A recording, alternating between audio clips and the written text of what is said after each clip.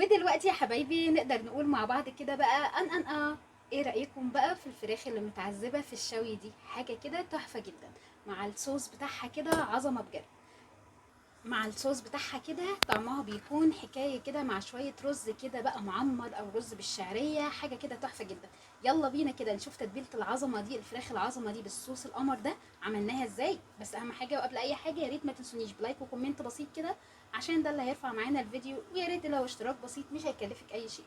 بتمنى يا رب كل الوصفات تعجبكم. يلا بينا كده نشوف المقادير ايه. السلام عليكم ورحمة الله وبركاته. اللهم صل وسلم وبارك على سيدنا محمد وعلى آله وصحبه أجمعين. ازيكم حبايبي، عاملين ايه؟ هنعمل النهاردة كده مع بعض أحلى فرخة مشوية بجد، بتتبيلة مميزة جدا وحلوة جدا وخفيفة وبسيطة في نفس الوقت. هنعملها كده من غير مكونات كتيرة بجد، هي محتاجة بس ان احنا ننضف الفرخة كويس ونغسلها كويس ونشرحها كده. لو هي فرخة كبيرة نشرحها كويس علشان خاطر التتبيلة تتغلغل كده في جوه اللحم. هنعملها مع بعض كده بطريقة حلوة جدا، بتمنى ان الوصفة تعجبكم. يلا بينا كده بسرعة نشوف كده ايه هي المكونات معانا. حاجات بسيطة وكلها وسهلة. معانا كده البصل بتاعنا مخرطينه كده عشان ما يكسرش سكينة الخلاط او الكبة، بس احنا نفضل ان احنا نعملها في الخلاط اكتر، عشان احنا عايزينها تبقى عبارة عن مية كده بس. هنعمل كده البصل، معاه طماطم، معاه جزر، اي خضار انت حباه، ممكن فلفل برضو تمام عادي.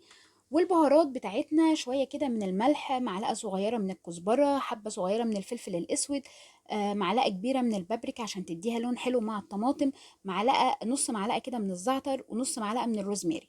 وطبعا الأساسي بتاعنا الخل اللي بيخلي الفراخ تبقى دايبة خالص. يلا بينا كده نجيب الخلاط بتاعنا ونبدأ فيها. بس أهم حاجة وقبل أي حاجة يا ريت ما تنسونيش بقى بلايك وكومنت، علشان خاطر ده اللي هيرفع معانا الفيديو ويوصلك كل جديد بإذن الله مننا. يلا بينا كده نجيب خلاطنا ونرجع تاني مع بعض. طبعا انا هنا اول حاجة هننزل كده الخضار بتاعنا كله. معاه كده 3 فصوص كده كمان من التوم، التوم العادي. وهننزل التوابل بتاعتنا كلها كده، التوم البودر والبصل البودر والزعتر والروزماري والبابريكا. وهننزل معاهم شوية كده، معلقة كده او معلقة ونص كده من الخل علشان خاطر يظبط معانا الفراخ بتاعتنا.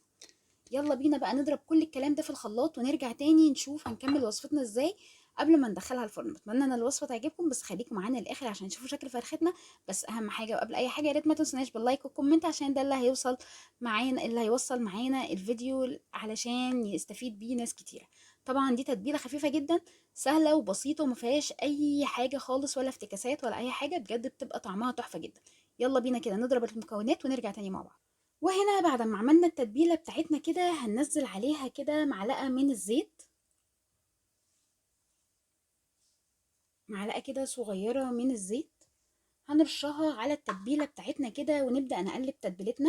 هنبدأ كده نقلب التتبيلة بتاعتنا علشان خاطر ناخد لون كده للفراخ بتاعتنا حلو جدا.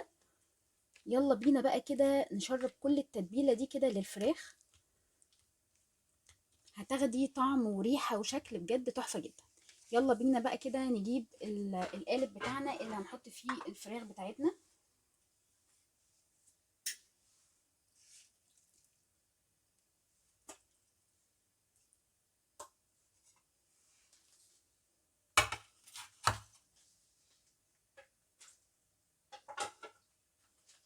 طبعا انا غاسله الفراخ كويس جدا وشايله منها اي اضافات، وشايله منها آم، الدهن اللي بيبقى فيها، لاني ما بحبش الدهن دوت خالص، لانه بينزل كده ايه، بيبقى فيها، بتبقى الفرخه فيها دهون كتيره كده.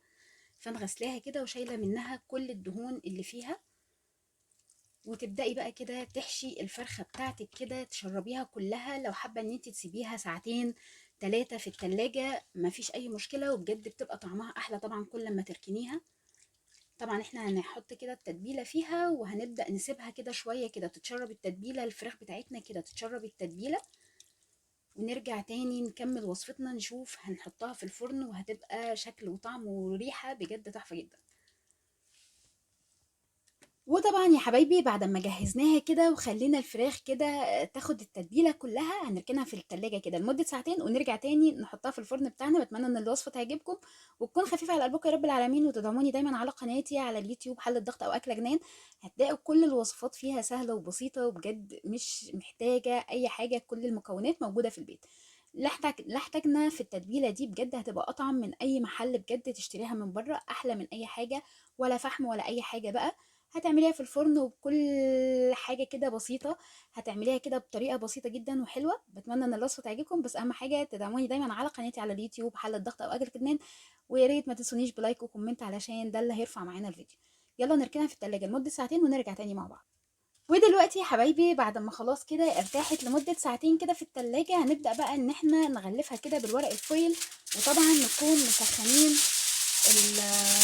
مسخنين الفرن معانا كويس جدا، علشان خاطر يبقى سخن معانا. مش عايزين نحط لسه الطاسة مع البان بتاعتنا وتبقى لسه الفرن بارد. انا هنا كده بحب الاول احط ورق زبدة كده قبل الورق الفويل،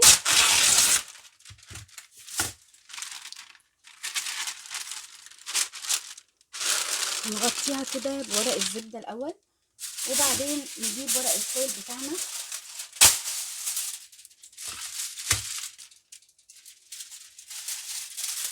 نغطي بيه الفرخة بتاعتنا كده، ونبدأ ندخلها الفرن واحنا مغطينها كويس جدا.